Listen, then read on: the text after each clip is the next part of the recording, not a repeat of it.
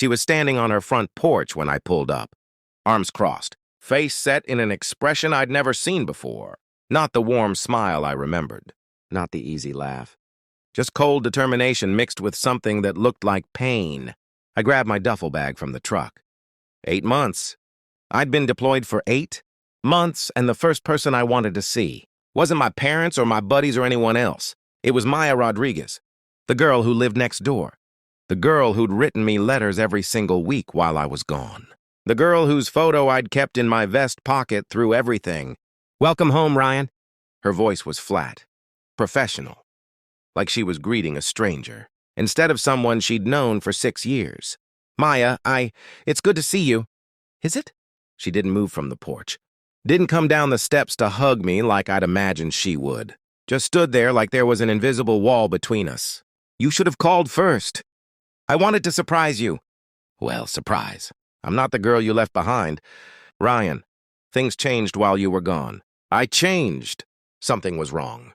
Very wrong. This wasn't how this was supposed to go. I'd spent 8 months in Afghanistan thinking about this moment.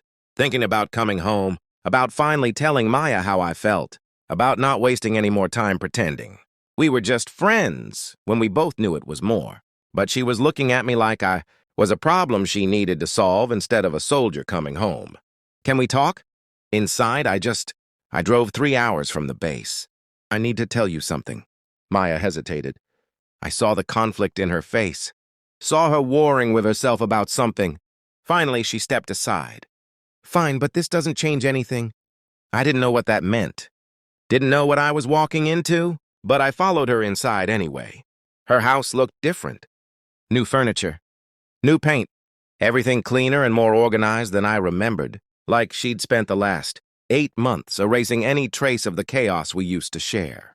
The late-night pizza boxes, the movies we'd watch until 3 in the morning, the easy comfort of 2 people who fit together. "Nice place," I said, because I didn't know what else to say. "Thanks. I've been working a lot. Got promoted. Assistant manager at the hospital now. Pediatric ward. It keeps me busy." "That's great. You always wanted that." "Yeah. Turns out when you don't have distractions, you can focus on your career." The way she said distractions felt like a knife, like I'd been the distraction. Like me leaving had been good for her. I set my bag down, looked at her directly. "Maya, what's going on?" "What happened while I was gone?" She turned away, walked to the window, stared out at something I couldn't see. When she spoke, her voice was quiet but firm. "Ryan, I need you to stop." "Stop what?" "Stop being nice. Stop looking at me like that. Stop acting like nothing changed. Stop making this harder than it already is." The words hit me like physical blows. Stop being nice, like my kindness was a weapon, like caring about her was causing her pain.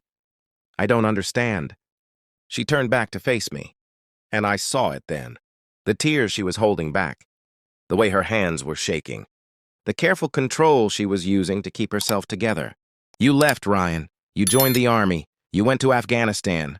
And I was here, alone, waiting, writing letters every week, checking the news every day terrified I'd see your name, living in constant fear that you weren't coming back. Do you have any idea what that was like?" "Maya, I'm not finished." "I wrote you every week, told you about my life, about work, about the neighborhood, about everything. And you know what you wrote back? Surface level nothing. I'm fine. Weather's hot. Miss home. Never anything real. Never anything that told me you were actually thinking about me. Just polite responses like I was some obligation instead of someone who cared about you." That stopped me cold, because she was right. I'd kept my letters brief on purpose. Hadn't wanted to burden her with what I was seeing, what I was doing. Hadn't wanted to bring the war home to her. So I'd kept things light, safe, and in doing so, I'd made her feel like she didn't matter. "I was trying to protect you." "From what? From knowing you? From actually letting me in?" "Ryan, I didn't need protection. I needed honesty. I needed to know that I mattered to you as much as you mattered to me. But I never got that. I got sanitized updates, and slowly I realized something. You were never going to let me in. You were never going to trust me with the hard stuff. You were just going to keep being nice and polite, and surface level while I was over here falling in love with someone who couldn't be bothered to be real with me." The room went silent. "Falling in love. She'd said it past tense, like it was over, like whatever she'd felt had died somewhere between my deployment and now. I wrote those letters because I didn't want you to worry. Because what I was seeing, what I was doing, Maya, you don't need that in your head. You don't need those images, those stories. I was trying to protect you from the ugly parts. And in protecting me from the ugly parts, you shut me out of the real parts. You gave me a sanitized version of yourself and expected me to just accept that. To just wait here like a good girl, while you decided what parts of your life I was allowed to know about. That's not love, Ryan. That's not partnership. That's you deciding I'm too fragile to handle reality. And I'm not. I'm stronger than you give me credit for. She was crying now, real tears that she wasn't trying to hide. And I felt something break in my chest because I'd done this. I'd hurt her by trying to protect her. I'd pushed her away by trying to keep her safe. I'm sorry. Maya, I'm so sorry. You're right. About all of it. I should have been honest. Should have let you in. Should have trusted that you could handle the truth. I was wrong. You were. But it's too late now. I can't do this anymore. Can't sit here waiting for you to decide I'm worth being real with. Can't keep hoping that one day you'll actually let me see who you are instead of this polished version you think I need. It's not too late. I'm here now. I'm home. Let me prove to you that I can do better. That I can be honest. That I can let you in. Ryan, stop, please. Stop being nice. Stop trying to fix this with promises. Because here's what you don't know. While you were gone, someone else showed up. Someone who didn't shut me out. Someone who was real with me from day one. Someone who let me see all of him, not just the parts he thought I could handle. The words landed like grenades. Someone else. She'd met someone else. Of course she had.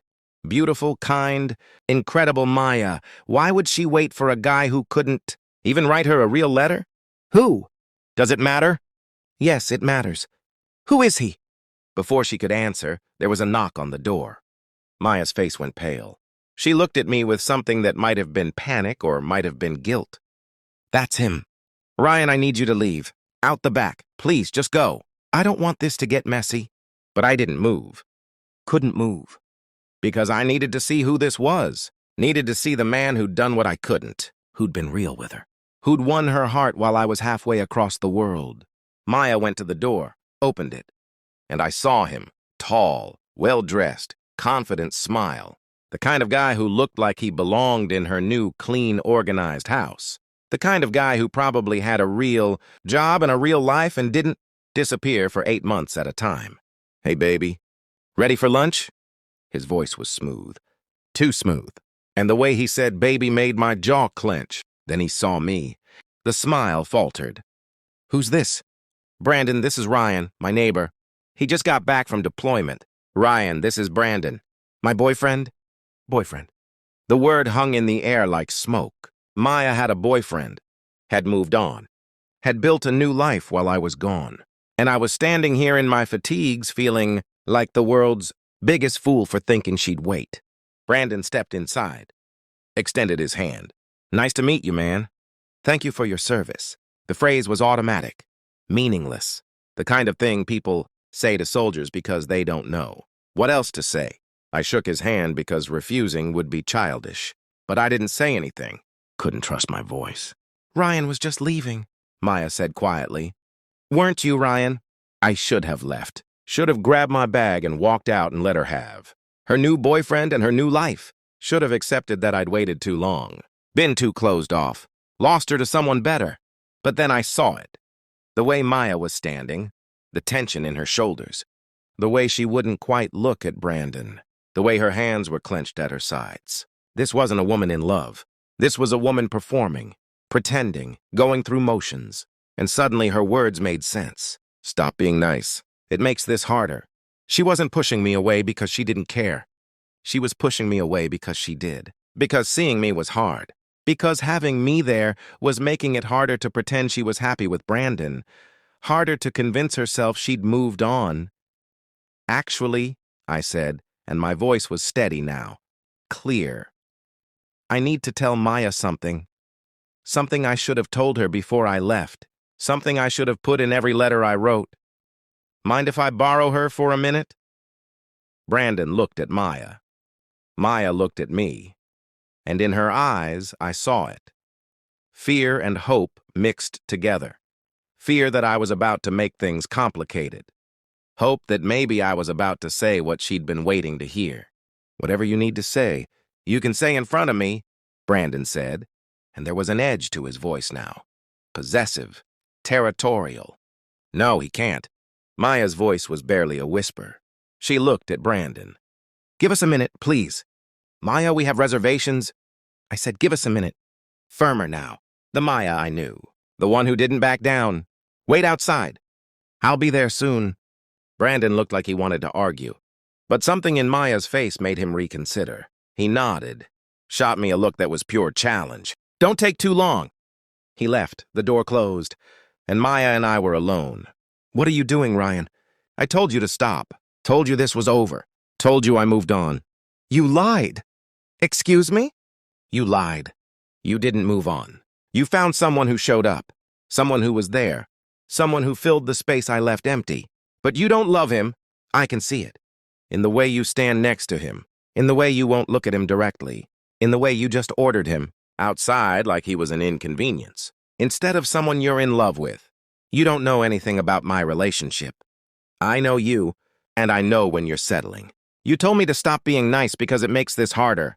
Harder to do what? Harder to pretend you're over me? Harder to convince yourself that Brandon is what you want when what you really want is someone who'll actually be honest with you." She was crying again. "You don't get to do this. You don't get to show up after 8 months and tell me what I feel. You left, Ryan. You chose the army over me. I chose service. I chose duty. But I never stopped choosing you. Every day in Afghanistan, you know what I thought about? Coming home. Telling you the truth. Telling you that I've been in love with you since the day you moved in next door. That every letter you sent kept me sane when everything around me was insane. That your face was the last thing I thought about before. I fell asleep, and the first thing I thought about when I woke up. That you're the reason I fought to come home." "Then why didn't you say that? Why didn't you write that in your letters?" "Because I was terrified. Terrified that if I told you how I really felt and something happened to me, you'd spend the rest of your life grieving someone who never made it home. I thought I was protecting you. Thought keeping things surface level meant you could move on easier if I didn't come back. But I was wrong. I was protecting myself. I was scared of being vulnerable. Scared of letting you see how much I needed you. Scared that if I admitted how I felt and you didn't feel the same, I'd lose the one person who made me feel human." Maya put her hand over her mouth, sobbed into her palm. "You idiot. You complete idiot. Do you have any idea how long I waited to hear you say that? How many letters I read hoping you'd tell me you felt the same way I did? How many nights I stared at your house wishing you'd come home and just be honest with me? I know, I'm sorry. I'm so sorry. But I'm here now. I'm being honest now. I love you, Maya. I'm in love with you. I have been for years. And I know you're with Brandon. I know I'm too late. But you deserve to know the truth. You deserve to know that you weren't waiting for nothing. That I felt it too. I just didn't know how to say it." She crossed the space between us in 3 steps, grabbed my face with both hands, and kissed me. Hard. Desperate. Like she'd been holding back for years and couldn't hold back anymore. I kissed her back with everything I had. 8 months of missing her. 6 years of loving her. All of it poured into that kiss. When we pulled apart, we were both crying. "I don't love Brandon," she whispered. I tried to. Tried to convince myself he was what I needed. Someone stable. Someone here. Someone who wouldn't leave. But he's not you. He'll never be you. And I can't keep pretending I'm over you when I'm not. When I never was. Then don't. Don't pretend. Don't settle. Be with me. Let me prove I can be real with you. Let me show you that I'm done protecting you from the truth. I'll tell you everything. The good, the bad. The ugly parts I thought you couldn't handle. I'll let you see all of me. Not just the polished version. All of it. You promise? I promise. No more sanitized letters. No more surface-level conversations. Just honesty, always. She kissed me again. Softer this time, like she was testing whether this was real, or if she'd wake up and find out. She'd imagined it. The door opened. Brandon. Standing there with a face that said he knew exactly what had just happened. "I guess we're done here," he said, and his voice was cold now. All the smoothness gone. Should have known better than to get involved with someone still. Hung up on their army neighbor. Have a nice life, Maya. Call me when you're done slumming it with G.I. Joe. He left, slammed the door. Maya flinched but didn't move from my arms. He's going to tell everyone I'm terrible, she said. Let him. Anyone who knows you will know better. I just ended a relationship I was never really in. Yeah, how do you feel? She looked up at me, smiled.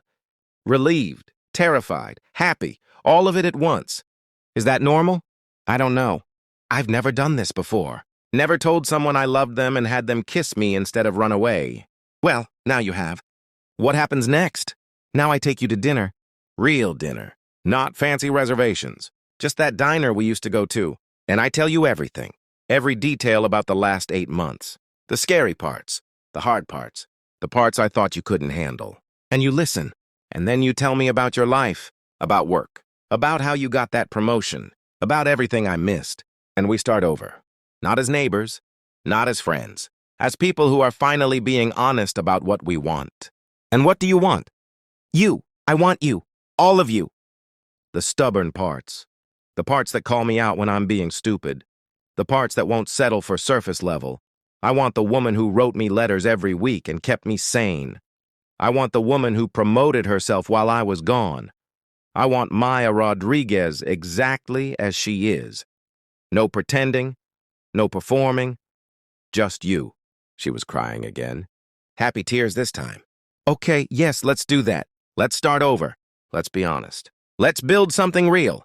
We went to the diner, sat in our old booth, and I told her everything. About the firefights, about losing members of my unit, about the fear that lived in my chest every day, about the guilt of surviving when others didn't, about the nightmares, about the way coming home felt like culture shock, about how nothing made sense except the thought of seeing her again. She told me about the promotion, about the kids she worked with, about the ones she'd saved and the ones she'd lost, about the weight of caring for sick children, about the parents who broke down in her arms, about learning to be strong for others while falling apart inside, about Brandon showing up when she was lonely and convincing herself that company was the same as connection, and somewhere between the coffee and the pie, between the tears and the laughter, we stopped being two people who were afraid to be honest and became two people who chose each other completely, without pretense, without protection. 3 months later, I moved in next door officially. Not to her house, to mine. But the space between our porches might as well not have existed. We were together every night, building something real, something honest. Something that survived because we'd both learned that love isn't about protecting each other from hard truths. It's about trusting each other to handle them. 6 months later, I proposed. Not somewhere fancy. Just on her front porch, the same place she'd told me to stop being nice. The same place I'd almost lost her. The same place we'd both been to. Scared, to be honest, until we couldn't be anything else. Maya Rodriguez, you told me once to stop being nice because it made things harder. You were right. Being nice was safe. Being honest is hard, but I'd rather spend my life being honest with you than spend another day being safely alone. Will you marry me? Will you let me be real with you forever? Will you be real with me? She said yes. We got married a year later. Small ceremony. Close friends. My unit showed up. Her hospital family showed up. Everyone who'd supported us through the hard parts. Through the deployment. Through the breakup with Brandon.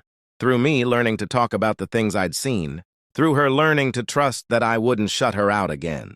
Our vows were simple. I promised to always be honest. To never sanitize my truth to protect her from reality. To trust her to handle the hard parts. To let her see all of me. She promised to always call me out when I was protecting instead of sharing. To never settle for surface level. To demand the truth even when it was ugly. To see all of me and choose me anyway. Here's what I learned from the day Maya told me to stop being nice. Kindness without honesty is just performance. Being nice is easy. Being real is hard. But real is what builds something that lasts. I thought I was protecting Maya by keeping my letters light, by not burdening her with the truth of what I was experiencing. But I wasn't protecting her. I was protecting myself from vulnerability, from letting someone see the scared, broken parts, from admitting I needed her. And in protecting myself, I almost lost her. Almost lost the one person who mattered more than my fear. Almost lost my future because I was too scared to be honest about my present. When she said, "Stop being nice, it makes this harder," she wasn't telling me to be cruel. She was telling me to be real. To stop performing kindness and start offering truth. To trust her enough to show her the messy, complicated reality instead of the sanitized version I thought she needed. Love isn't about making things easy. It's about being honest enough to make things real. It's about trusting someone to handle your truth. It's about choosing vulnerability over safety. It's about believing that being seen completely is worth the risk of being hurt. Maya saw through my niceness to the fear underneath. Saw that I was performing instead of connecting. Saw that I was offering her a version of myself instead of the real thing. And she called me out, demanded better, refused to settle for surface level. That's what love does. Real love, it demands honesty. It refuses performance. It insists on truth even when truth is hard. It says stop being nice and start being real. Because nice is what we give strangers and real is what we give people we trust. If stories like this remind you that honesty is harder than kindness, but infinitely more valuable, that being real is scarier than being nice, but builds something worth keeping, that love demands vulnerability, not performance, then stay with Real Veil Studios. Because some stories aren't about grand gestures or perfect timing. They're about someone being brave, enough to say stop pretending, and someone else being brave enough to start being real. Real Veil Studios. She collapsed onto the bench next to me like someone who'd been running for miles and had finally found a place to stop. The park was nearly empty, 9 o'clock on a Thursday night in late September. I was sitting there because my apartment felt too small and too quiet, and sitting on a bench watching strangers felt less lonely than sitting on my couch watching television. She was there because she was running from something. I could see it in the way she'd looked over her shoulder 3 times before sitting down, in the way her hands were shaking, in the exhaustion that radiated from her like heat from asphalt. Her hair was the first thing I noticed. Lavender, not dyed-at-home purple, but professional salon lavender that caught the streetlight and looked almost silver in certain angles. She was wearing a yellow sweater and jeans and sneakers. That looked like they'd walked, too. Many miles today? Her eyes were red, either from crying or from not sleeping, possibly both. We sat in silence for maybe 5 minutes. I didn't know what to say, didn't know if saying anything was appropriate. She was a stranger who'd sat on a public bench. I had no claim to conversation, no right to intrude on whatever she was dealing with, but then she spoke. Do you mind if I sit here? I need somewhere to be that isn't where I was, and this seems safe. Her voice was rough, like she'd been crying or yelling or both. I looked at her properly then. Really looked.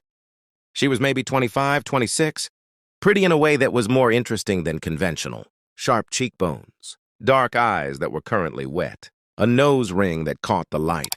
It's a public bench, I said. You can sit wherever you want. I know, but I'm asking anyway, because I'm about 30 seconds from completely falling apart, and I wanted to make sure you wouldn't mind having a stranger cry next to you. The honesty of it hit me like a physical thing. Most people would have lied, would have said they were fine, would have pretended everything was okay, but she just admitted she was breaking. Just asked permission to do it next to me. I don't mind, I said. Cry if you need to. I'll just sit here. You don't have to explain. You don't have to talk. Just do what you need to do. She nodded. And then she did exactly what she said she would. She cried. Not quiet tears. Real crying. The kind that comes from somewhere deep. The kind that sounds like it's been held back too long. She cried for maybe 10 minutes while I sat there and pretended to look at my phone and gave her the privacy to fall apart. When she finally stopped, she wiped her face with her sleeve and laughed. Not a happy laugh. The kind of laugh that happens when you've hit rock bottom, and the only options are laugh or never stop crying. I'm sorry, she said. That was dramatic. You're probably wondering, what's wrong with the crazy crying girl who invaded your peaceful evening? I'm not wondering anything. Everyone has bad days. You're allowed to cry. She looked at me then. Really looked. Like she was trying to figure out if I meant it or if I was just being polite. Whatever she saw in my face must have convinced her because she relaxed slightly. I left my fiancé tonight, she said. Well, ex-fiancé now, I guess. Walked out of the apartment. We've shared for 3 years, and I've been walking ever since. 4 hours. Just walking. Trying to figure out where to go, what to do, how to start over when I thought I had everything figured out. My name is Ethan Walker. I'm 29 years old. I work as a graphic designer for a marketing agency. I live alone in a 1-bedroom apartment. I was engaged once, 3 years ago.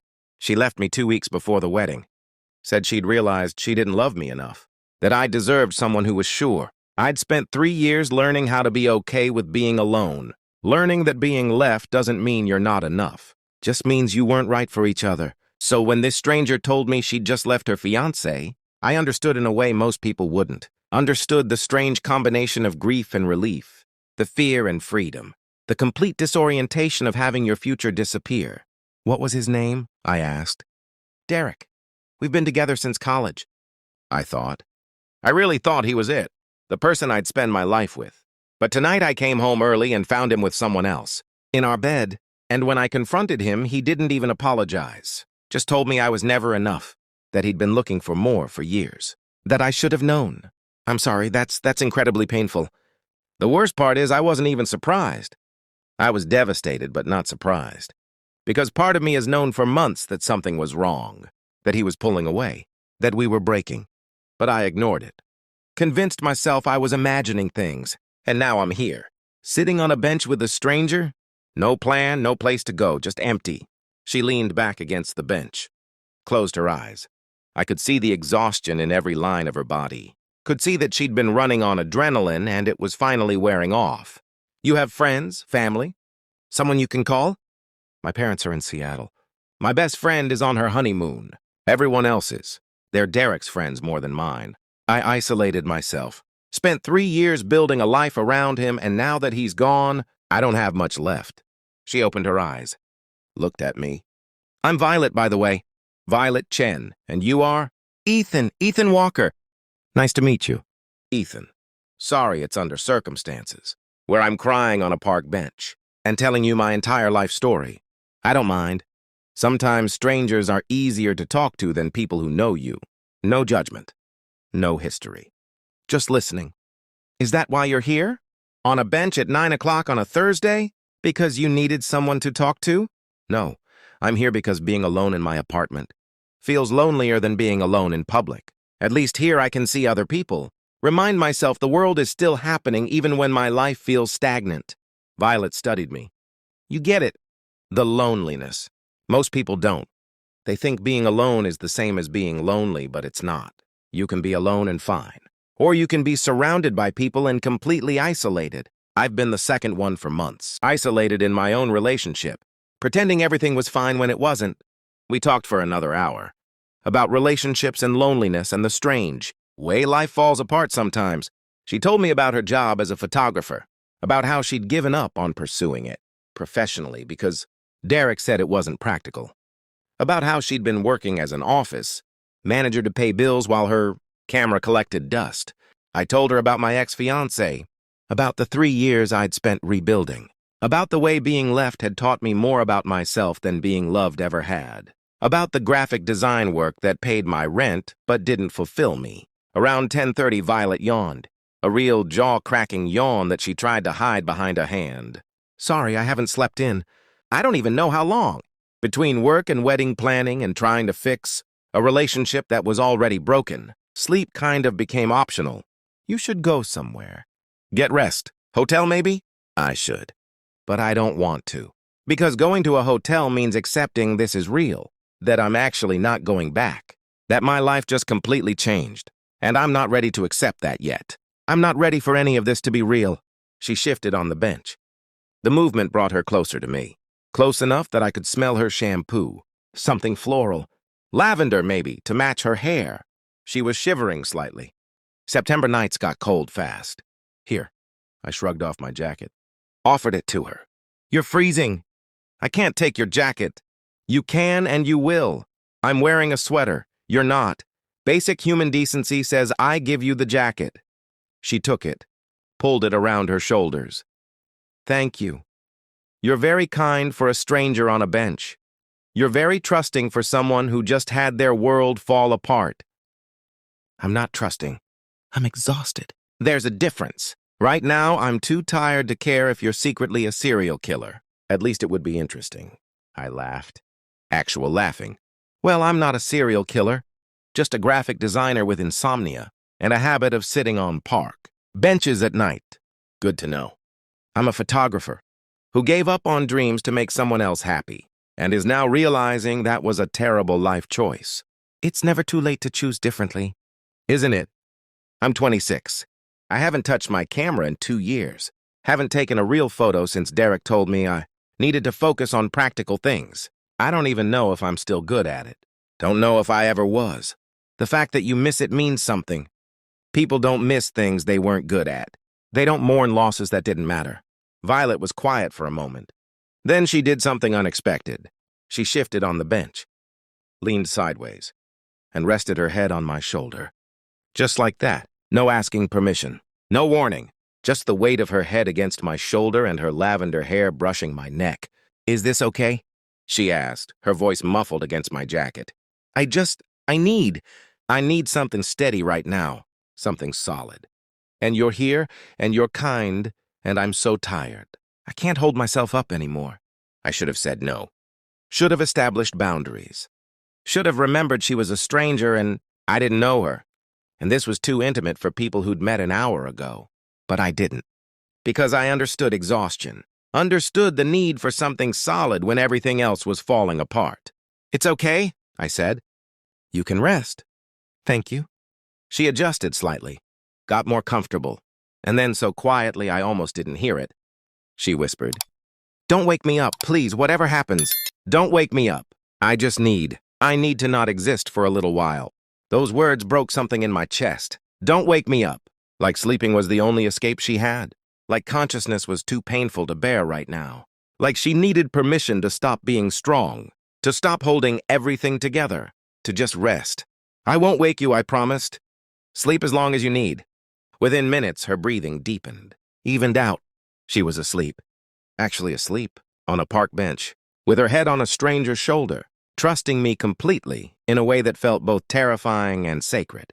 I sat there, barely moving, watching the park slowly empty, watching the lights flicker, watching the world continue while this woman, who'd lost everything today, slept on my shoulder like I was something safe. My phone buzzed. Text from my roommate asking where I was. I texted back one-handed that I'd be home late. Didn't explain why. Couldn't explain why. How do you tell someone you're sitting on a park bench with a stranger, sleeping on your shoulder because she asked, "You not to wake her up?" An hour passed, then 2. Violet slept through all of it.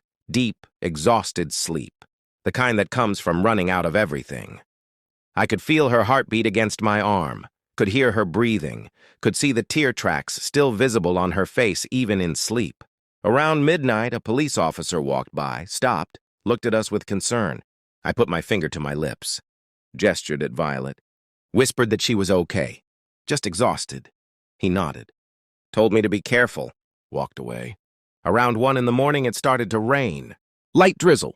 I shifted carefully, trying to angle my body to shield Violet from the worst of it. She stirred but didn't wake, just made a small sound and pressed closer to me. Around 2 in the morning, my arm went completely numb. I didn't move it, didn't adjust, just let it go dead because moving would mean waking. Her and I'd promised I wouldn't. Around 2:30, Violet started dreaming. I could tell because her eyes moved beneath her lids. Her breathing changed. She made small sounds. Not quite words, just noises that sounded like distress. Like whatever she was dreaming about wasn't peaceful. I did something without thinking. Started humming, quietly, some song I didn't remember learning. My mother used to hum it when I was sick as a kid. It calmed her. The sound of my humming. Her breathing evened out. The distress left her face. She sank deeper into sleep. 3 hours after she'd first laid her head on my shoulder, Violet woke up. Not gradually, all at once. She jerked upright, disoriented, looking around like she didn't know where she was. "Hey," I said quietly. "You're okay. You're safe. You fell asleep in the park. Remember?" Recognition flooded her face, followed immediately by embarrassment. "Oh my God. I fell asleep on you. For how long?" 3 hours. Give or take. 3 hours? Ethan, I'm so sorry. I didn't mean to. I was so tired and you were warm and I'm sorry. You should have woken me. You asked me not to." She looked at me. Really looked. And something in her expression changed, softened. "You sat here for 3 hours, with a stranger sleeping on your shoulder, because I asked you not to wake me up." "Yeah." "Why?" "Because you needed to sleep. Because waking you would have been cruel. Because sometimes the kindest thing you can do for someone is just let them rest. Violet's eyes were wet again, but not sad crying. Something else. Something that looked like gratitude mixed with disbelief. I don't understand. You don't know me. You had no reason to do this. You could have left, could have woken me and told me to go home, could have done literally anything other than sit here for 3 hours in the rain with your arm going numb. I could have, but I didn't want to. You trusted me, asked me for something simple, just to let you sleep. How could I break that trust? How could I wake you when you specifically asked me not to? She reached out slowly, touched my shoulder where her head had been resting. Your jacket is soaked. You're soaking wet. You stayed in the rain to keep me dry. You needed sleep more than I needed to be dry. Ethan. She said my name like it meant something, like it was important. I need you to understand something. What you did tonight, letting me sleep, staying with me, protecting me from the rain. That's the kindest thing anyone's done for me in years, maybe ever. Derek never. He never just let me be, never let me rest without demanding something in return, never protected me from anything. And you're a stranger, and you gave me 3 hours of peace. 3 hours where I didn't have to be strong or figure anything out or pretend I was okay. You let me be broken. And you stayed anyway. I didn't know what to say. Didn't know how to respond to that level of gratitude for something that felt so simple. So I just said, "You're welcome. Can I buy you coffee? Or breakfast? It's almost 3 in the morning, so maybe just coffee. But I need to do something. To thank you properly. You don't owe me anything. I know I don't owe you. But I want to. Please, let me buy you coffee. Let me at least try to repay the kindness you showed a complete stranger tonight."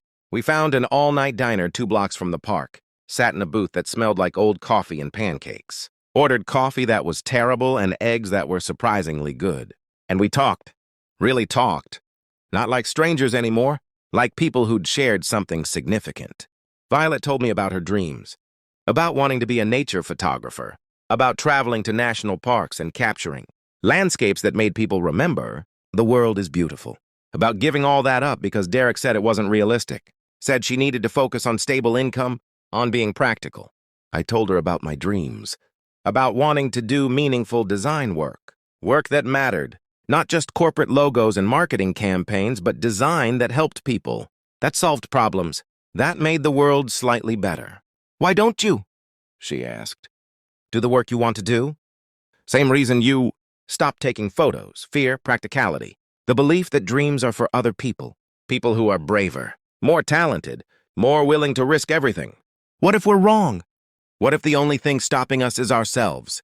Then we've wasted a lot of time being scared. She smiled. I'm done wasting time. Tonight. When Derek told me I wasn't enough. When he broke my heart and destroyed my future. Something inside me broke. But maybe it needed to break. Maybe I needed to fall apart completely so I could build myself back into someone I actually like. Who do you want to be? Someone brave. Someone who chases dreams instead of hiding from them. Someone who doesn't need permission or validation. Someone who takes photos that matter and doesn't. Apologize for wanting more from life than just existing. That sounds like someone worth becoming. What about you? Who do you want to be? I thought about that. Really thought, someone who helps. Someone whose work actually matters. Someone who doesn't play it safe because safe is easier. Someone who takes risks and fails sometimes and gets back up anyway. We're quite a pair. 2 people who've been playing it safe and are finally ready to be brave. We stayed in that diner until the sun came up. Watched the city wake up through the windows. Watched morning commuters start their days. Watched the world keep turning even though both our lives had fundamentally changed in the last 12 hours. I should probably find a hotel, Violet said around 6:30. Actually sleep in a bed. Figure out my next steps. Do you have a plan? Not really. I'll get my stuff from the apartment while Derek's at work. Find somewhere to stay temporarily. Figure out the rest as I go. What about you? Going home? Eventually. Might go to the office first. Start working on that portfolio I've been putting off. The one for meaningful work instead of corporate safe work. She reached across the table. Put her hand over mine. Thank you, Ethan, for everything. For listening. For letting me sleep. For staying. for reminding me that kindness exists. I was starting to forget. Thank you for trusting me, for being honest, for showing me that it's okay to fall apart sometimes, that breaking doesn't mean broken. We exchanged numbers, promised to stay in touch, promised this wasn't just a strange night that we'd forget. And then we left that diner and went our separate ways. But it wasn't the end. It was the beginning. Violet texted me 3 days later. Sent a photo. A landscape. Trees silhouetted against sunrise. Caption, first photo in 2 years? Turns out I didn't forget how. I texted back a logo I'd designed. For a nonprofit. Pro bono work. Caption, first meaningful project in years. Turns out I didn't forget how either. We met for coffee. Then dinner. Then walks through that same park where we'd met. And slowly, carefully, we built something. Not romance immediately. Friendship first. Trust. Understanding. The foundation of something. That could become more when we were both ready. 6 months after that first night, Violet had her first photography show. Nature photos. Landscapes that made you remember the world is worth saving.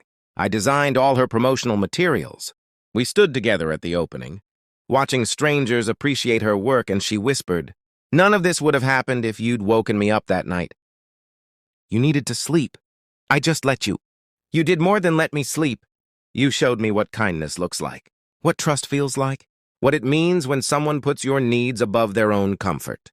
You taught me that falling apart in front of someone doesn't make you weak. It makes you human." A year after that first night, we were dating. Officially. No longer just friends. We'd both grown. Both become braver. Both started living the lives we'd always wanted instead of the lives we thought we were supposed to have. 2 years after that first night, I proposed. Not somewhere fancy, just in that same park. On that same bench, where she'd fallen asleep on my shoulder and I'd promised not to wake her.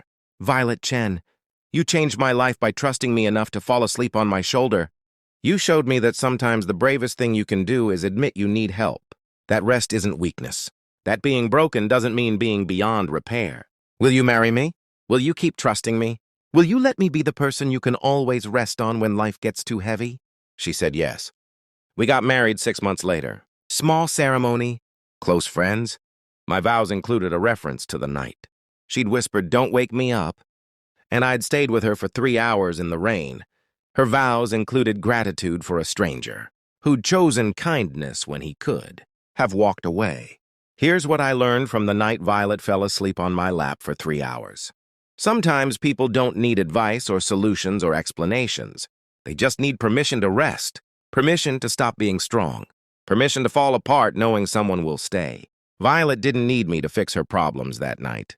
Didn't need me to tell her what to do or how to feel, or whether she'd made the right choice. She just needed somewhere safe to rest, someone steady to lean on, someone who'd honor her simple request not to wake her up. And in choosing to stay, in choosing to let her sleep, in choosing her comfort over my own, I gave her something more valuable than advice. I gave her proof that kindness exists, that trust can be rewarded, that some people will choose to stay even when leaving would be easier. But she gave me something too. She showed me that being needed matters, that small acts of kindness can change lives, that sometimes the most important thing you can do is just be present. Just stay. Just let someone rest on your shoulder and trust that you'll still be there when they wake up. The 3 hours she slept weren't wasted time. They were sacred time. Time where I learned that love isn't always dramatic gestures and grand pronouncements. Sometimes love is sitting still in the rain with a numb arm because someone asked you not to wake them. Sometimes love is sacrificing your comfort for someone else's peace. Sometimes love is just staying when every logical reason says you should go. If this story reminds you that rest is sacred, that trust is precious, that kindness is powerful, then stay with Real Veil Studios, because some stories aren't about finding perfect people. They're about finding someone who'll let you fall apart without judgment, someone who'll stay through the breaking, someone who honors your vulnerability instead of exploiting it, someone who understands that "don't wake me up" is sometimes the most honest request you can make. Real Veil Studios. The first thing I noticed was movement in my peripheral vision. The second thing was the complete absurdity of what I was seeing. My boss, Elena Moretti, Vice President of Financial Operations, was crawling across the office floor toward my desk. Not walking, crawling. In a white blouse and black, pencil skirt and heels. She'd apparently kicked off somewhere. between her office and my cubicle. Before I could process what was happening, she'd slid under my desk. Her hand gripped my ankle, and she whispered words that would change everything I thought I knew about my job, my boss, and the company I'd been working for. Act natural. Just keep working. Don't react. Don't look down. Someone's coming and they can't know I'm here. I froze. My fingers hovered over my keyboard. My brain was trying to reconcile the image of Elena Moretti, the most composed and professional woman I'd ever met, crouched under my desk like she was hiding from a predator. "Type something," she hissed. "You're supposed to be working. Act normal." Normal. She wanted me to act normal while my boss was literally hiding under my desk, while I could feel her shoulder pressed against my leg, while my heart was hammering so hard I was sure everyone in the office could hear it. I started typing. Random words, nonsense, anything to make my hands look busy, to make it seem like I was doing exactly what I was supposed to be doing at 3:45 on a Wednesday afternoon. Footsteps, heavy, deliberate, coming from the direction of the executive offices. I kept my eyes on my screen, but I could see him in my peripheral vision. Marcus Webb, Chief Financial Officer, Elena's direct superior. He was walking through the office slowly, looking at each cubicle, clearly searching for something, or someone. He stopped at my desk. I could feel Elena tense beneath me, could feel her hand tighten on my ankle in warning. "Hayes." His voice was smooth. Too smooth, like oil on water. "Have you seen Ms. Moretti?" "My name is Jacob Hayes. I'm 27 years old. I've been working as a financial analyst at Meridian Holdings for 18 months. Elena Moretti hired me personally, interviewed me herself, took a chance on someone with a decent resume but no real experience in corporate finance. For 18 months, I'd been grateful, respectful, professional, never questioned her decisions, never pushed boundaries, and now she was under my desk, and her boss was asking me where she was. "No, sir," I said, and was proud that my voice came out steady. "I haven't seen her since the budget meeting this morning." Marcus studied me. I could feel his eyes on my face looking for tells, for signs I was lying. I kept typing, kept my expression neutral, kept breathing like this was just another normal Wednesday afternoon. "If you see her, tell her I need to speak with her immediately.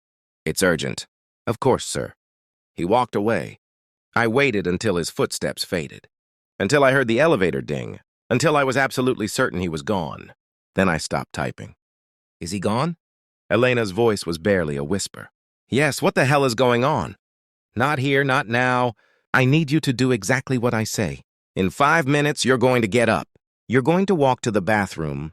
You're going to take the stairs down to the parking garage. Level B3, my car. Black Mercedes. License plate MRT 847. Get in the back seat. Wait for me. Don't tell anyone where you're going. Don't make it obvious. Just casual, like you're taking a break." "Elena, please, Jacob, I know this is insane." "I know I'm asking you to trust me with no explanation, but I need you to do this. Lives depend on it. Possibly yours. Definitely mine." I should have said no. Should have told her this was crazy and whatever was happening. She needed to call the police or security or literally anyone except me. But there was something in her voice, raw fear mixed with desperate determination. Elena Moretti didn't scare easily. I'd seen her tear apart executives in meetings, seen her handle boardroom politics with surgical precision, seen her remain calm under pressure that would break most people. If she was scared, the situation was serious. 5 minutes, I said. B3, Black Mercedes. Thank you. She crawled out from under my desk, looked both ways, and when the coast was clear, she practically ran toward the emergency stairwell, carrying her heels in her hand. I sat there for exactly 5 minutes, forced myself to keep typing, to look normal, to not draw attention. Then I stood, stretched, grabbed my phone and my keys, walked toward the bathroom like I'd done 100 times before. But instead of going to the bathroom, I took the stairs, down, down, down to B3, the lowest level of the parking garage, the level reserved for executives, the level I'd never been to because my beat-up Honda Civic lived on level 2 with all the other junior analyst vehicles. Elena's Mercedes was exactly where she said it would be. I got in the back seat, waited. My phone buzzed. A text from my cubicle neighbor asking if I was okay because I'd been gone for 10 minutes. Before I could respond, the driver's door opened. Elena slid in, started the engine. and we were moving before I could ask a single question. "I'm going to explain everything," she said, eyes on the road. "But first I need to get us somewhere safe. Somewhere they can't track us. Somewhere we can talk without being overheard." "Who's they?" "Elena? What is happening?" "Marcus Webb is stealing from the company, millions of dollars, funneling it through fake vendor accounts. I've been investigating for 3 months. I have evidence, proof, everything needed to send him to prison, but he found out. Someone tipped him off, and now he's trying to eliminate the evidence, which means eliminating me." The words hit me like physical blows. Marcus Webb, CFO, the man who'd been with Meridian Holdings for 15 years, who'd been featured in Forbes, who'd spoken at conferences about financial integrity, was a thief, and Elena had been investigating him, alone, without telling anyone. "Why didn't you go to the board? To the police? To literally anyone else?" "Because I don't know who I can trust." The board appointed Marcus. They trust him. If I go to them with accusations and he's prepared, he'll spin this, make me look like I'm unstable, like I'm trying to undermine him. I needed irrefutable proof before I made any move. But he found out before I was ready, so now I'm running. And I dragged you into this because you're the only person in that office I trust completely. We drove for 20 minutes, out of the city, to a small diner off the highway that looked like it. Hadn't been updated since 1985. Elena parked in the back. We went inside, sat in a booth in the corner where we could see the door. She ordered coffee. I ordered coffee.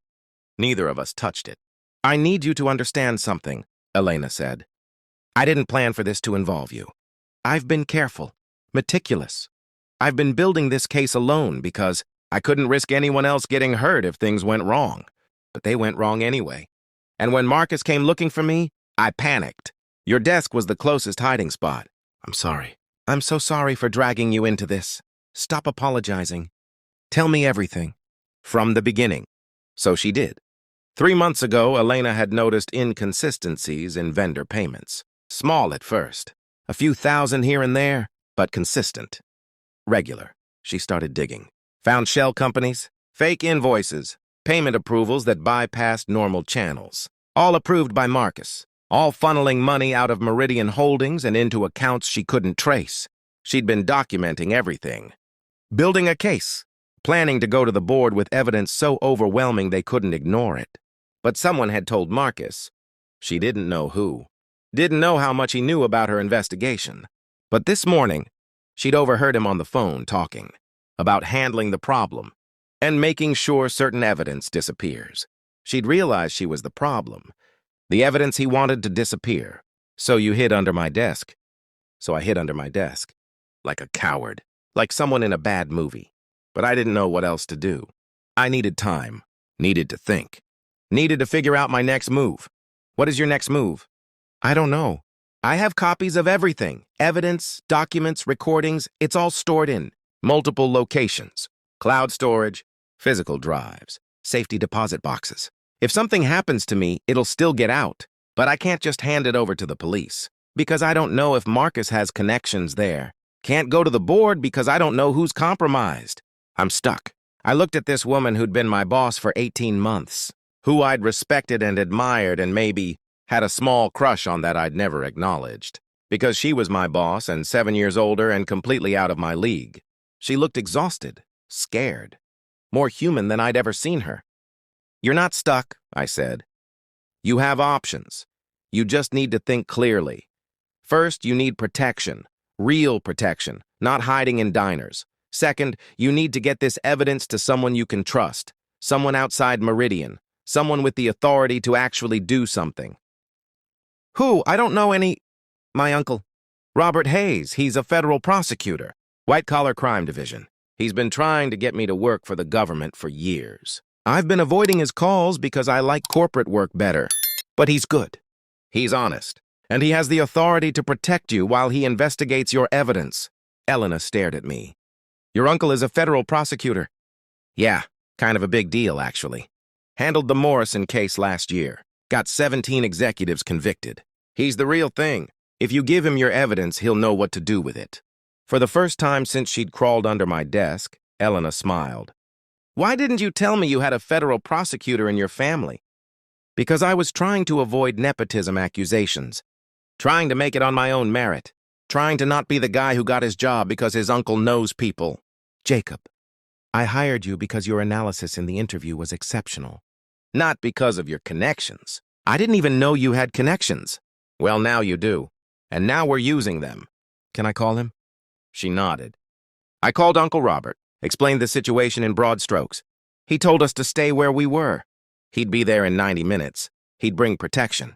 He'd handle everything. While we waited, Elena and I talked. Really talked. Not boss and employee. Just two people who'd been thrust into something bigger than either of us had planned for. She told me about growing up in Brooklyn, about fighting her way through business school while working 3 jobs, about the sexism she'd faced in corporate finance, about building a career through sheer competence and refusing to back down.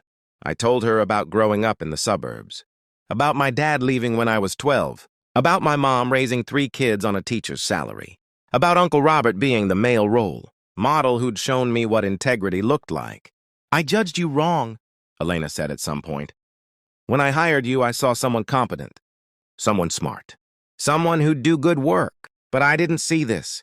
Someone who'd help without hesitation, who'd trust without question, who'd make phone calls to federal prosecutors because his boss needed help. Thank you, Jacob, for all of it. You'd do the same for me. Would I? I like to think I would. But I've been in corporate long enough to know that most people wouldn't. Most people would have told me to handle my own problems. Or worse, would have gone straight to Marcus and used this as leverage. But you didn't. You just helped. That means something. Uncle Robert arrived with 2 federal agents and enough legal authority to make Elena's problems manageable. They took her evidence, took her statement, put her in protective custody while they investigated. The next morning, Marcus Webb was arrested at his home. 17 other executives were arrested by the end of the week. The case made national news. Meridian Holdings stock dropped, then recovered when the board announced a complete leadership overhaul. Elena was offered Marcus's position, CFO. She accepted on the condition that she could bring her own team. The first person she called was me. I need someone I can trust absolutely, she said. Someone who proved that when things go wrong, they do the right thing without calculating personal cost. That's you, Jacob. So, want to be my VP of Financial Operations? I was 27 years old. VP positions usually went to people with 15 years of experience. But Elena was offering. And I'd learned something important over the past week. Sometimes the best opportunities come from the worst circumstances. Sometimes trust matters more than credentials. Sometimes doing the right thing is also the smart thing. Yes, but on one condition. Name it. No more hiding under desks. If something's wrong, you tell me. You don't handle it alone. We're a team now, partners. That means we trust each other with the hard stuff. Deal? She smiled, extended her hand. Deal. We worked together for 3 years, built the cleanest, most efficient financial operation in the industry. Elena became CEO. I became CFO. We rebuilt Meridian Holdings into something we could both be proud of. And somewhere in those 3 years, the professional respect became something else. Became late nights working together turning into late-night dinners. Turned into coffee meetings that weren't about business. Turned into realizing that the woman I'd helped because it was the right thing to do had become the person I couldn't imagine my life without. We started dating 2 years after the Marcus Webb case closed. Kept it quiet at first. Then realized we didn't need to. We weren't the same people anymore. Weren't boss and employee. We're equals. Partners in every sense that mattered. We got married a year after that. Small ceremony. Uncle Robert officiated. My vows included a reference to the day. Elena crawled under my desk and changed both of our lives. Her vows included gratitude for a young analyst who'd answered a federal prosecutor's phone and saved more than just her career. Here's what I learned from the day. My boss crawled under my desk and whispered, "Act natural. Just keep working. Courage isn't about never being afraid. It's about being terrified and still doing what needs to be done." Elena was scared. More scared than I'd ever seen anyone. But she didn't let fear paralyze her. She kept moving, kept thinking, kept fighting. And when she needed help, she asked for it. From someone she'd chosen to trust. Someone who'd proven themselves not through credentials or experience, but through consistent integrity She could have handled it alone, could have tried to protect me from the danger, but she chose to trust instead, and that trust became the foundation of everything we built. I learned that doing the right thing doesn't always feel heroic. Sometimes it feels like making a phone call to your uncle while sitting in a diner, drinking bad coffee. Sometimes it looks like typing random words while your boss hides under your desk. Sometimes it's just showing up, helping when asked, trusting that the person asking deserves that trust. Elena taught me that leadership isn't about having all the answers. It's about being willing to ask for help when you need it, about choosing the right people to trust, about building teams where integrity matters more than hierarchy, where doing the right thing is valued over protecting image. The day she crawled under my desk, I could have reacted a dozen different ways. Could have panicked. Could have refused. Could have told Marcus exactly where she was. Could have protected myself at her expense. But I didn't. I chose trust over fear. Chose to help over to calculate personal risk. Chose to be the person she believed I was when she hired me. And that choice led to everything else. The promotion. The partnership. The relationship. The life we built together. All of it started because in one critical moment, we both chose trust. Some people talk about career-defining moments like they're always obvious. Like you know when you're living through something important. But the day Elena crawled under my desk didn't feel momentous. It felt bizarre and scary and confusing. It was only later, looking back, that I understood what that moment really was. A test, not of my loyalty or my courage, but of my character, of who I was when circumstances forced me to choose. Between self-preservation and helping someone in need, I chose to help. And Elena remembered. And when she had the power to repay that choice, she did. But more than that, she built something with me, built a partnership based on mutual trust and respect and the understanding that we'd both been tested and both passed. If this story reminds you that trust is earned in small moments, that character is revealed under pressure, that the right thing and the smart thing are often the same thing, then stay with Real Veil Studios, because some stories aren't about grand gestures or dramatic revelations. They're about someone crawling under your desk, asking you to trust them, and proving that trust is the most valuable currency we have. Real Veil Studios. I woke up to silence. Not the normal silence of a quiet room, the loaded silence of people who've stopped talking, because something unexpected just happened. My neck was stiff. My head was resting on something warm. And when I opened my eyes, I realized that something warm was my boss's shoulder. Victoria Marshall, Senior Vice President of Operations. The woman who'd fired 3 people in her first month at the company. The woman who wore designer suits like armor and had never been seen smiling in the 2 years she'd been here. The woman whose shoulder my cheek was currently pressed against in the middle of a quarterly strategy, meeting with 12 other executives staring at us. I jerked upright, my face flooded with heat. "I'm so sorry. I didn't mean to. I'm sorry." The conference room was completely silent. Everyone was looking at me, some with shock, some with barely concealed amusement, a few with the kind of second-hand embarrassment that makes you want to disappear into the floor. I wanted to die, actually die, just cease to exist rather than face what I'd just done. But Victoria didn't look angry, didn't look embarrassed. She just looked at me with those sharp green eyes behind her, black-framed glasses, and said something I never expected. "You can sleep if you want. You've been here for 63 hours this week. Your exhaustion is the company's fault, not yours." Then she turned back to the presentation like nothing had happened. Like I hadn't just fallen asleep on her shoulder in front of the entire leadership team. Like this was perfectly normal behavior for a 26-year-old junior analyst who'd just committed what should have been career suicide. "My name is Owen Hayes. 6 months ago, I was working as a financial analyst for a mid-sized consulting firm that was bleeding money and clients. When Hartwell Industries acquired us, I was sure I'd be laid off within a week. Instead, Victoria Marshall personally reviewed every employee file and kept exactly 7 people. I was one of them. I still didn't know why.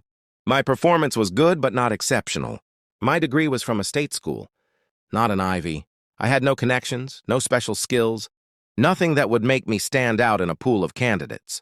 But Victoria had kept me, put me on her direct team, and for 6 months, I'd been working harder than I'd worked in my entire life, trying to prove she hadn't made a mistake. The meeting continued.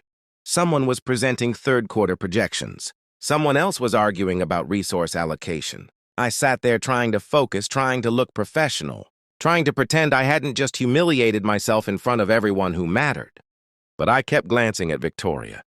She was taking notes in her precise handwriting, asking sharp questions that made presenters stumble, being exactly the formidable executive everyone feared and respected. And not once did she look at me. Not once did she acknowledge what had just happened. When the meeting finally ended, I gathered my laptop and prepared for the inevitable. The private conversation where she'd explain that while she appreciated my hard work. Falling asleep on your boss in a meeting was unacceptable, and I should probably start looking for other opportunities. But she just stood, straightened her papers, and as she walked past me, said quietly, "My office. 10 minutes." Everyone filed out. I could hear the whispers starting in the hallway. Could imagine the jokes already spreading through the company. Owen Hayes, the guy who literally fell asleep on the VP. Career over, done, finished. I went to the bathroom, splashed cold water on my face, looked at myself in the mirror. I looked terrible. Dark circles under my eyes, stubble because I hadn't had time to shave in 3 days, shirt wrinkled because I'd slept in my office last night, again. For the 4th time this week. Victoria was right. I'd been here for 63 hours. Tuesday morning until Friday afternoon with maybe 8 total hours of sleep, scattered across my office couch. We were closing a major deal, the biggest acquisition in the company's history. Victoria had assigned me to the due diligence team, and I was determined to prove I belonged there. So I'd worked, and stopped going home because home was 40 minutes away, and sleep was a luxury I couldn't afford if I wanted to keep up with everyone else. I knocked on Victoria's office door exactly 10 minutes after the meeting ended. She was sitting behind her desk, glasses off, rubbing the bridge of her nose like she had a headache. "Close the door. Sit down." I did both. Prepared myself for the conversation, for the disappointment, for the explanation that she'd expected better from me. Instead, she said, "When was the last time you went home?" "Wednesday night. I left around 11. Came back Thursday at 6. That's not going home. That's taking a break. When was the last time you actually left this building for more than a few hours? When was the last time you slept in a bed instead of on that terrible couch in your office?" I didn't answer, because the answer was embarrassing. "Owen, you fell asleep during a meeting." On my shoulder. That's not normal exhaustion. That's your body shutting down because you've pushed it past reasonable limits. I need you functional. I need you sharp. I don't need you working yourself into a medical emergency. I'm fine, The deal is closing next week. I wanted to make sure everything was perfect. Wanted to make sure I didn't miss anything.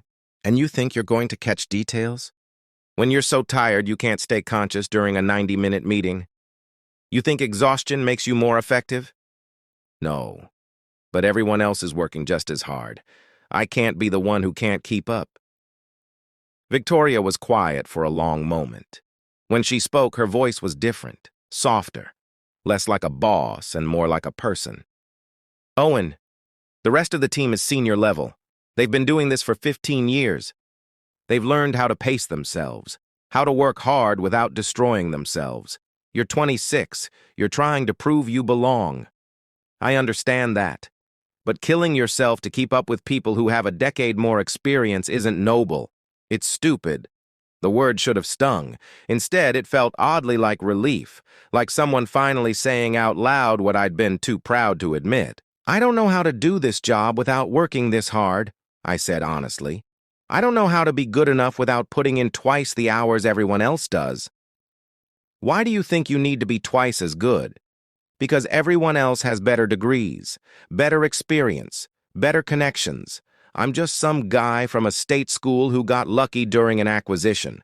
I have to work twice as hard just to justify why you kept me." Victoria leaned back in her chair, studied me with those sharp green eyes. "Is that what you think?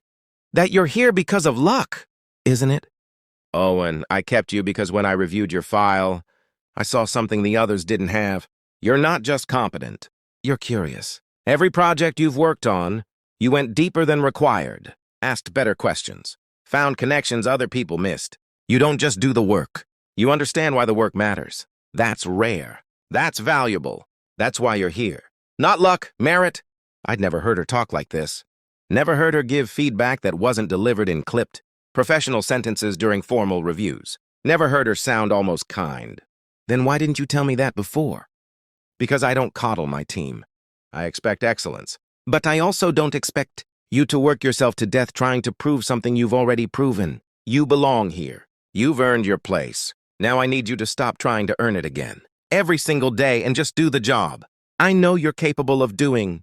She stood, walked around her desk, leaned against the front of it, arms crossed, looking at me with something that might have been concern, hidden under her usual professional composure. Go home, real home, sleep in a real bed. Come back Monday morning rested. The deal will still be here. The work will still be here. But I need you functional, not whatever zombie version of yourself has been stumbling around this office for the past week. What about the Jameson report? It's due Monday. I'll handle it. Victoria, I can... That wasn't a request, Owen. It was an order. Go home. Sleep. Eat something that isn't vending machine food. Remember what your apartment looks like. And Monday, when you come back, we're going to have a conversation about work-life, balance, and sustainable performance. Understood? Yes, ma'am. She almost smiled. Almost. And Owen? About the meeting. About falling asleep on my shoulder. That never leaves this office. As far as anyone's concerned, you had a medical issue. Low blood sugar. Something that's not your fault and not worth gossiping about. I'll handle the narrative. You just handle yourself. I stood, started toward the door, stopped. Thank you. For not firing me, for understanding, for being a human being who recognizes exhaustion when I see it. You're welcome. Now go. Before I change my mind. I went home. Actually home. Took a shower that lasted 20 minutes because I'd forgotten how good hot water felt when you weren't rushing. Ate real food. Fell into my bed and slept for 14 hours straight. When I woke up Saturday afternoon, I had 3 text messages. One from my roommate asking if I was dead because he hadn't seen me in a week. One from my mom asking why I never called anymore. And one from Victoria. Hope you're sleeping. Office is closed Sunday. Don't even think about coming in. See you Monday. I stared at that text for a long time. Tried to reconcile it with the image of Victoria Marshall I'd built in my head. The Ice Queen, the corporate machine, the woman who reportedly once made a grown man cry during a performance review. That Victoria didn't send caring text messages, didn't tell people to rest, didn't acknowledge that employees had lives outside of work, but apparently this Victoria did. Monday morning, I showed up at 8. Rested. Showered. Wearing a clean shirt. Victoria was already there, of course. She was always there first. I knocked on her office door. Come in. She looked different somehow. Less severe. Or maybe I was just seeing her differently now that she'd shown me a side of herself I hadn't known existed. How are you feeling? She asked. Better. Much better. Thank you for making me go home. I didn't realize how badly I needed it. Most people don't. They think pushing through exhaustion is noble. It's not. It's just ineffective. She gestured to the chair across from her desk. Sit. We need to talk about your workload. Over the next 30 minutes, Victoria restructured my responsibilities, removed tasks that were busy work, delegated projects that didn't require my specific skill set, created clear boundaries around hours and expectations. By the time we finished, my workload was still substantial, but no longer impossible. This is a marathon, not a sprint, she said. I need you performing at this level for years, not months. That means sustainable pace. That means knowing when to push and when to rest. That means trusting that your value isn't determined by how many hours you log, but by the quality of work you produce. When you're actually capable of producing quality work. I understand. Good. Now, about Friday's meeting. I've handled the narrative. Anyone ask, you had a blood sugar drop. Medical issue. Nothing to be embarrassed about. As far as this company is concerned, that's the official story. Clear? Clear. Thank you. Stop thanking me. I'm not doing you a favor. I'm protecting an asset. You're valuable. I don't want to lose you to burnout. Or watch you destroy yourself, trying to prove something that doesn't need proving. This is just good management. But it wasn't just good management. I could hear something underneath her words. Something that sounded almost personal. Like maybe she understood what I was going through because she'd been there herself. Over the next few months, something shifted between us. Victoria was still demanding, still held incredibly high standards, still scared most of the office. But with me, there were small moments. A coffee appearing on my desk when I was clearly struggling, a text checking in when I worked late, a dry comment during a meeting that was clearly meant for me, delivered with the faintest hint of humor. And I noticed things about her I'd never noticed before. The way she took off her glasses and rubbed her eyes when she was tired. The way her voice got quieter when she was angry instead of louder. The way she stayed later than anyone else but never talked about it. The way she carried herself like the weight of the entire company rested on her shoulders and she refused to let anyone see it was heavy. 3 months after the incident, I was working late on a presentation. Not dangerously late, just trying to finish something before leaving at a reasonable hour. Victoria's office light was still on. I knocked. "Come in." She was at her desk, surrounded by papers, glasses off, looking more tired than I'd ever seen her. "You okay?" I asked. "Fine. Just finalizing the Sterling deal. Board presentation tomorrow. It needs to be perfect." I recognized that tone, that determined exhaustion, that refusal to admit she was pushing too hard. "When was the last time you went home?" She looked up, almost smiled. "Are you using my own words against me?" "Someone has to." "You're very good at telling other people to rest, not so good at taking your own advice. I'm a VP, different rules. That's not how exhaustion works. It doesn't care about your title." She was quiet for a moment. Then, surprising me, she said, "You're right. I'm tired. But this presentation has to be done. Can I help?" "You don't have to." "I know I don't have to. I'm offering. What needs to be finished?" She hesitated, then slid a stack of papers across the desk. "Financial projections. They need to be formatted consistently. Charts need to match the template. It's tedious work." "I'm good at tedious work." We worked side by side for the next 2 hours. She drafted narrative. I formatted data. We didn't talk much. Didn't need to. Just existed in the same space, working toward the same goal, comfortable in a way that surprised me. Around 10, she leaned back in her chair, rubbed her eyes. "I think that's it. Thank you, Owen. You didn't have to stay." "I know, but you've done a lot for me. Figured I could return the favor. I haven't done anything for you that wasn't also good for the company. You made me go home when I was destroying myself. You changed my workload. You protected me from gossip. You check in when I'm struggling. That's not just good management. That's actually caring." She looked at me then. Really looked. And for the first time since I'd known her, I saw something in her expression that wasn't professional composure, something vulnerable, something honest. "I've been where you were," she said quietly. 26? Desperate to prove myself, working 80-hour weeks trying to earn respect I thought I didn't deserve. I had a boss who saw what I was doing and told me the same thing I told you, that I was valuable, that I didn't need to kill myself to prove it. That sustainable performance mattered more than impressive burnout. She saved my career, maybe my life. I swore if I ever had the chance, I'd do the same for someone else. You succeeded. Did I? You're still here at 10 o'clock helping me? With work that isn't your responsibility. That's different. This is choice, not desperation. I'm here because I want to be, because I want to help, because I stopped, because I was about to say something that crossed a line. I wasn't sure I was ready to cross. Because what? Because I care about you, not just as my boss, as a person. And I can see you're tired and I wanted to help. The silence that followed felt enormous. I'd said too much, revealed too much, broken the careful professional boundary we'd maintained for months. But Victoria didn't look angry. She looked surprised. And maybe, underneath the surprise, something that looked like relief. "Owen, I'm your boss. You understand that, right? The power dynamic, the ethical concerns, the company policy about..."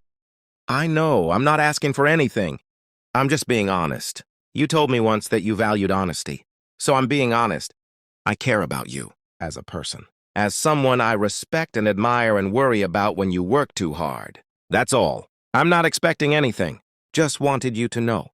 She was quiet for a long time. Finally, she said, "I care about you too, as a person, as someone who's proven themselves to be exceptional at what they do and genuinely good in a way. That's rare in this industry. But we both know we can't." I know. Okay, as long as we're clear. We're clear. But something had shifted. Some acknowledgement had been made. Some truth had been spoken. And as I left her office that night, I knew things would never be quite the same between us. 6 months later, Victoria announced she was leaving Hartwell Industries, taking a CEO position at a smaller company. A lateral move financially, but a step up in responsibility. The office was in chaos. Victoria Marshall was the backbone of operations. Losing her would be devastating. She called me into her office on her last day. "I'm giving you a recommendation," she said. "For my replacement. You're young for the role, underqualified on paper, but you're the best person for the job. You understand the work. You understand the people. You've earned their respect. If you want it, I believe you can do it." I was speechless. "Victoria, I'm not ready." "You weren't ready to be on my team 6 months ago either. But you rose to it. You'll rise to this. Trust me. I'll never be as good as you. You'll be different. But different isn't worse. You'll bring things I can't bring. Empathy, connection, the ability to see people as people instead of resources. The company needs that. So take the job. Prove them all wrong. And remember what I taught you about sustainable performance. Why are you doing this? Why recommend me?" She smiled. Actually smiled. "Because you fell asleep on my shoulder during a meeting and I realized you were exactly the kind of person I wanted on my team. Someone who cared enough to work themselves to exhaustion, but who was also capable of accepting help when it was offered. Someone who could be vulnerable and strong at the same time. That's rare, Owen. That's valuable. And that's why I'm recommending you." I got the job. Spent the next 2 years building on what Victoria had created. Making it better. Making it more human. The company thrived. I thrived. And occasionally, Victoria and I would meet for coffee. Professional at first, then gradually less so. Until eventually, the professional pretense dropped entirely, and we admitted what we'd both known for years. We started dating 3 years after she left Hartwell. No power dynamic, no ethical concerns. Just two people who'd met in the worst possible circumstances, maintained professional boundaries when they mattered, and finally allowed themselves to explore what had been building since the day I fell asleep on her shoulder. We got married a year after that. Small ceremony. Close friends? My vows included a reference to falling asleep during meetings, and her response being the moment. I started falling in love with her. She pretended to be embarrassed, but I could see she was pleased. Here's what I learned from falling asleep on my boss's shoulder during a meeting. Vulnerability and professionalism aren't opposites. Sometimes the most professional thing you can do is admit you're human. Admit you're exhausted. Admit you need help. And sometimes the most professional response to that vulnerability is compassion. Victoria could have fired me that day. Could have embarrassed me in front of the leadership team. Could have made an example out of me. Instead, she chose kindness. Chose to see my exhaustion as a symptom of a larger problem. Chose to address the root cause instead of punishing the symptom. And in doing so, she taught me more about leadership than any MBA could have taught. She taught me that sustainable performance matters more than impressive burnout. That taking care of your team means seeing them as humans, not resources. That the measure of a leader isn't how hard they can push people, but how well they can support them. I fell asleep on my boss's shoulder during a meeting. She said I could sleep if I wanted. And in that small moment of unexpected compassion, she changed my entire understanding of what it means to lead, what it means to care, what it means to see someone struggling and choose to help instead of punish. The story could have ended with humiliation and unemployment. Instead, it ended with growth and love, and a career that's exceeded anything I imagined possible. Because one woman saw a young analyst destroying himself trying to prove his worth, and decided to teach him that his worth wasn't determined by his willingness to sacrifice his health. Some people talk about mentors and bosses like they're separate categories. Victoria was both. She pushed me, challenged me, held me to impossibly high standards. But she also saw me, really saw me, saw the exhaustion and the desperation and the fear underneath the hard work. And she chose to address it instead of exploit it. If stories like this remind you that vulnerability is strength, that compassion doesn't weaken authority, that the best leaders are the ones who see people as people, first and employees second, then stay with Real Veil Studios, because some stories aren't about fairy tale romance. They're about finding someone who sees you at your worst and chooses to help you become your best. About falling asleep on someone's shoulder and waking up to discover they'd been carrying you all along. Real Vale Studios. She was standing outside my apartment door at 7:30 on a Tuesday morning, completely drenched, wrapped in what looked like a towel from a gym, with shampoo still visible in her hair. And the first thing she said was, "I know this sounds crazy." I was holding my coffee, halfway to actually waking up, staring at this woman I'd never seen before, who was dripping puddles onto the hallway carpet and smiling. Like this was a perfectly normal situation. "I really need to use your bathroom," she said, and then she laughed. Actually laughed, like the absurdity of the moment had just hit her, and she couldn't quite believe she was standing here, asking a complete stranger this question. "I promise I'm not dangerous. I'm just incredibly stupid and currently having the worst morning of my entire life." I should have closed the door. Should have told her to call building management or go back to wherever she came from. Should have protected my space and my morning routine, and my general policy of not letting soaking wet strangers into my apartment before. I'd finished my first cup of coffee, but I didn't, because there was something in her eyes, something honest, something that said this really was an emergency and she really was desperate. And if I said no, something bad was going to happen. "What happened?" I asked. "Long story. Very embarrassing. Involves a broken shower door, a locked apartment, and keys that are currently sitting on my kitchen counter. While I'm out here looking like, I escaped from a car wash. Can I please use your bathroom? I'll be quick. I'll explain everything. I'll even pay you. I just really need to rinse this shampoo out before it burns my scalp off. My name is David Chen. I'm 29 years old. I work as a software engineer for a company that makes apps nobody needs, but everyone downloads anyway. I live alone in a one-bedroom apartment in a building that's nice enough that random wet strangers shouldn't be knocking on doors at 7:30 in the morning asking to use bathrooms. But here she was. And something about the combination of her desperation and her humor and the fact that she was clearly mortified but pushing through it anyway made me step aside. "Bathroom's first door on the left." The relief that flooded her face was immediate and genuine. "Thank you." "Oh my God, thank you. You're literally saving my life right now." "Well, not my life, my scalp, but it feels like my life." She rushed past me, trailing water, and disappeared into my bathroom. I heard the shower turn on, heard her let out a sigh of relief that was probably louder than she meant it to be, and I stood in my living room holding my coffee, wondering what exactly I'd just agreed to. 5 minutes later, she emerged, still wrapped in the gym towel, hair rinsed but wet, looking significantly less panicked but equally embarrassed. "Okay," she said. "So, that happened. I'm Sophia. I live in 4C, and I owe you an explanation that's going to make you question my intelligence and possibly my right to live independently. I'm David, 3B, and I'm very curious about how you ended up in my hallway wrapped in a gym towel with shampoo in your hair." She laughed again, that same genuine, can't quite believe this is happening laugh. "Right. So, I went to the gym this morning at 6, came back at 7. My building has these new shower facilities in the basement that just opened last week. Very fancy, very nice. I decided to save time and shower there instead of in my apartment. Got halfway through shampooing my hair when the shower door breaks. Just completely comes off its hinges. Water starts flooding everywhere. Alarm goes off. I panic, grab my gym towel, run out before security shows up and blames me for breaking their very expensive new shower. Okay, but how did you get locked out? I'm getting there. So I run upstairs, still covered in shampoo, planning to rinse off in my apartment and pretend this never happened. Get to my door, reach for my keys, realize my keys are inside, on the counter, where I left them this morning because I thought, I'd just be going to the gym and coming right back, and why would I need keys for that? I tried not to smile, failed. So you're locked out of your apartment, covered in shampoo, wrapped in a gym towel. Exactly. And the building super doesn't get here until 9, and I have a work meeting at 8:30 that I cannot miss, and the shampoo is starting to burn. So I did the only thing I could think of.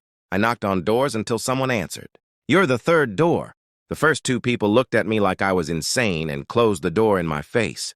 You're the only one who didn't immediately assume I was a crazy person. I'm still not entirely convinced you're not a crazy person. Fair, but I'm a crazy person. who really appreciates you letting me use your shower, and who will now leave and figure out how to get back into her apartment, while wearing only a towel and the judgment of everyone in this building. She moved toward the door. I should have let her go. Should have wished her luck and gone back to my coffee and my normal Tuesday morning, but I didn't. Wait, you can't go out there like that. Half the building is awake by now. You'll be the talk of the place for months. I'm already going to be the talk of the place. Might as well commit to the mortification. At least let me give you some clothes. You're about my sister's size. She left some things here last time she visited. Sweats and a t-shirt. Not glamorous, but better than a gym towel. Sophia looked at me carefully, like she was trying to figure out if this was kindness or something else. You don't have to do that. I know, but I'm offering. Consider it payment for the entertainment value of your story. I haven't laughed this hard before 8 a.m. in years. She smiled. Okay, thank you. Again, I'm really racking up. The thank yous this morning. I found my sister's clothes. Gave them to Sophia. She changed in the bathroom and emerged looking more like a person and less like a gym towel refugee. The sweats were a little big. The t-shirt was oversized. But she looked comfortable, relieved. Better? I asked. So much better. Okay, here's what I'm going to do. I'm going to call a locksmith. Have them meet me at my apartment. Get inside. Get changed. Get to work. And then tonight, I'm going to wash these clothes and return them to you along with the most sincere apology in the history of apartment. Building awkwardness. You don't have to apologize. You had an emergency. You handled it. Most people would have just sat in the hallway and cried. I almost did that. You got the slightly more composed version. We stood there for a moment. This strange pause where neither of us quite knew how to end the interaction. She was a stranger who'd used my shower. I was a stranger who'd lent her clothes. The normal social scripts didn't apply. I should go, Sophia said finally. Let you get back to your morning. Thank you, really, for not thinking. I was insane and for letting me use your bathroom and for the clothes. You're officially the kindest stranger I've ever met. Good luck with the locksmith. And the meeting. She left. I closed the door. Went back to my coffee. Tried to process what had just happened. Tried to return to normal, but normal felt different now. Less routine, less predictable, more interesting. That evening, there was a knock on my door.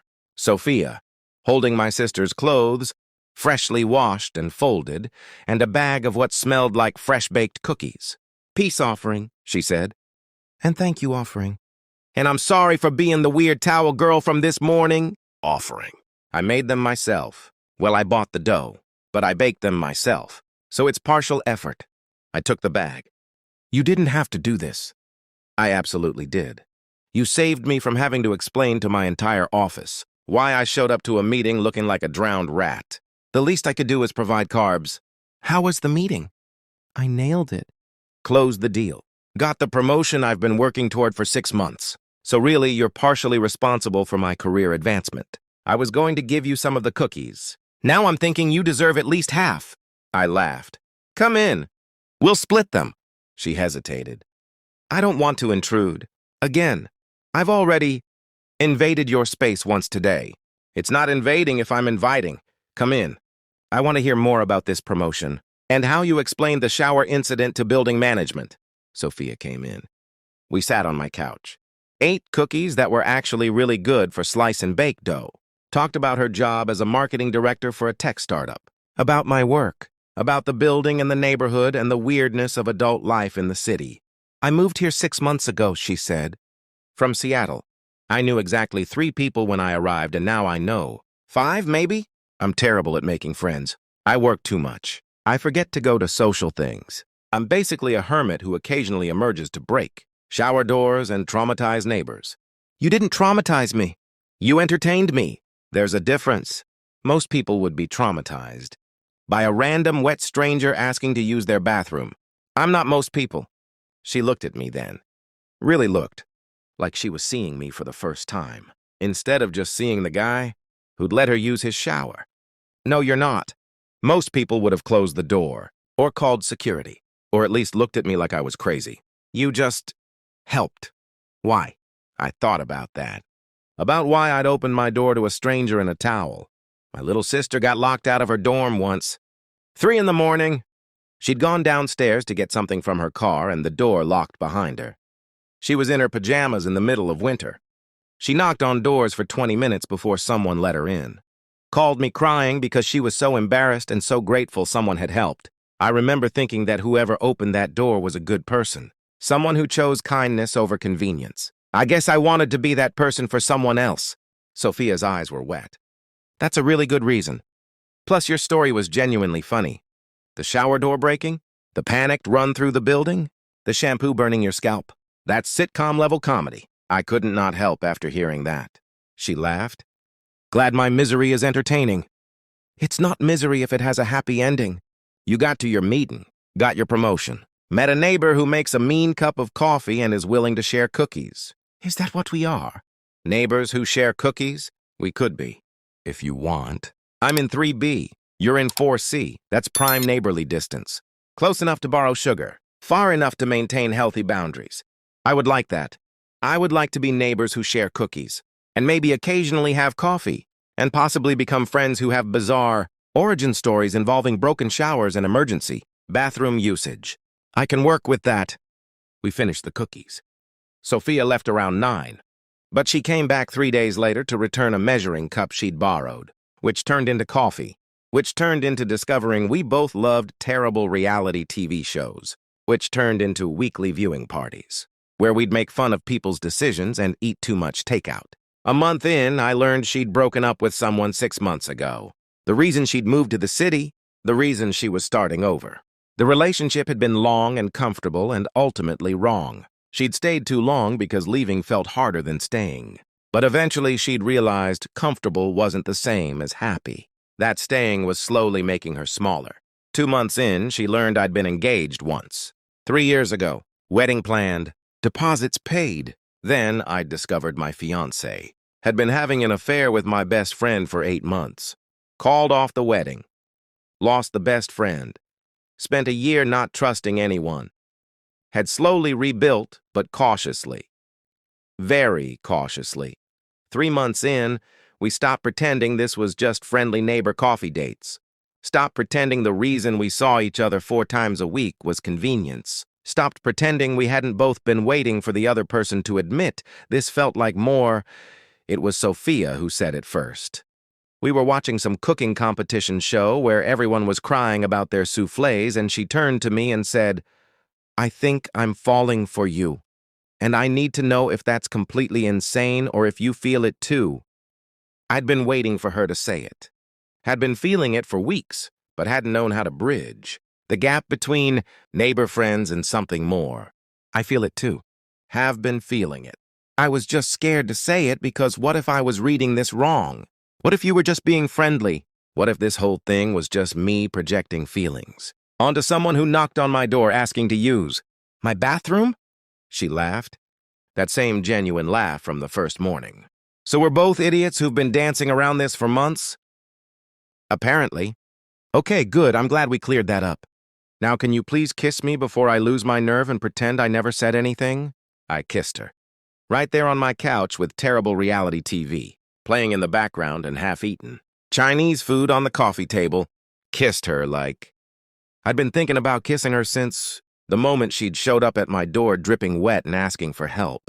When we pulled apart, Sophia was smiling. I told you I know this sounds crazy. Turns out I was right. This is crazy. I met you because I broke a shower door and got locked out of my apartment, and had to knock on a stranger's door wrapped in a gym towel. That's not how normal relationships start. Who wants normal? Normal is boring. This is a much better story. Fair point. Okay, so what happens now? Now we try. We date. We figure out if this feeling translates into something real, or if it's just the novelty of the weird way we met. And if it's real, then we build something. Together. Something that starts with broken shower doors and borrowed bathrooms and ends with, I don't know, whatever good relationships end with. She kissed me again. I like that plan. We dated, carefully at first, then less carefully, learning each other properly. Not just as neighbors, but as people who were choosing to build something together. I learned she was terrible at cooking, but excellent at ordering takeout. That she sang off-key in the shower. That she cried at dog food commercials. That her confidence at work hid insecurity about whether she was doing enough. Being enough. achieving enough. She learned I was more organized than anyone needed to be, that I couldn't sleep without reading first, that I had panic attacks sometimes, left over from the broken engagement, where I'd convinced myself everyone was lying and everything was temporary, that I needed reassurance in actions, not words. We fought sometimes about stupid things, about her leaving dishes in my sink, about me being too rigid with schedules, about the fact that we were trying to maintain separate apartments, when we were sleeping at each other's places 6 nights a week anyway. 6 months after that first morning, we decided to stop pretending. Moved in together. Not to her apartment or mine. To a new place. 3rd floor. 2 bedrooms. Actual space for both of us. A fresh start that belonged to us instead of to our separate histories. A year after that, I proposed. Not somewhere dramatic, just in our bathroom. She was getting ready for work, wrapped in a towel that looked suspiciously similar to the gym towel from that first morning.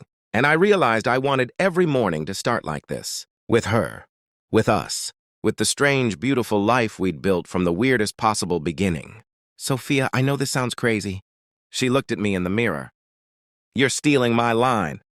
I'm improving on it. I know this sounds crazy, but will you marry me? Will you let me be the person who always lets you use the bathroom? Who always has clothes to lend you? Who always opens the door when you knock? Forever? She turned around. Eyes wet, smile huge. That's the worst proposal I've ever heard. It's the only proposal you've ever heard. Still the worst. But yes, obviously yes. I'll marry you. David Chen. I'll marry you and steal your bathroom and your clothes and your morning coffee and every other thing you're willing to share. Forever. We got married 4 months later. Small ceremony. Close friends. Our vows included a reference to broken, showers and borrowed, bathrooms and the courage it takes to knock on a stranger's door when you're desperate. Some people laughed. Some people cried. Everyone agreed it was the weirdest and sweetest love story they'd ever heard. Here's what I learned from the morning a soaking wet stranger knocked on my door asking to use my bathroom. The best things in life often start with someone being brave enough to ask for help.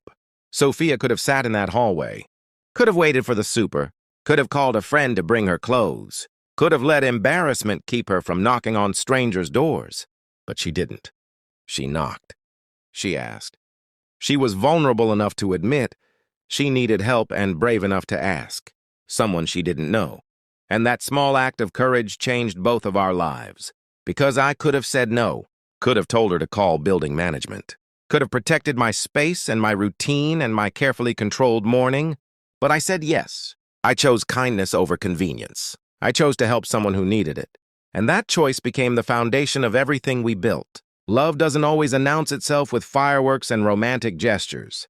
Sometimes it shows up at 7:30 in the morning, wrapped in a gym towel, covered in shampoo, laughing at the absurdity of its own situation. Sometimes it starts with a broken shower door and a locked apartment and someone being desperate enough to knock on a stranger's door. When Sophia said, "I know this sounds crazy," she was right. It was crazy. The whole situation was absurd and unexpected and completely outside the normal parameters of how people meet and fall in love. But crazy doesn't mean wrong. Sometimes crazy just means brave. Sometimes crazy means being willing to risk embarrassment for the chance at something better. I'm grateful she knocked. Grateful she was brave enough to ask a stranger for help. Grateful I was awake enough to say yes. Because that one small moment of vulnerability and kindness became the beginning of everything.